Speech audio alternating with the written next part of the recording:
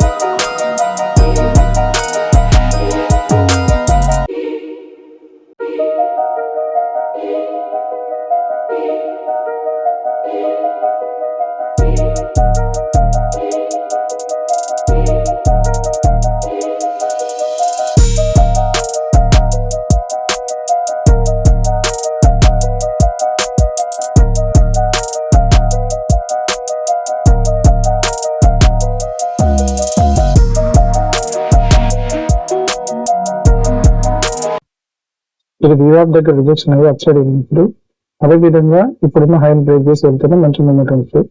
ప్రకారం ఈ రిజెక్షన్ మన డౌన్ సైడ్ వస్తుంది. సో ఈసారి ఎస్ఎల్ హిట్ అయిపోయింది.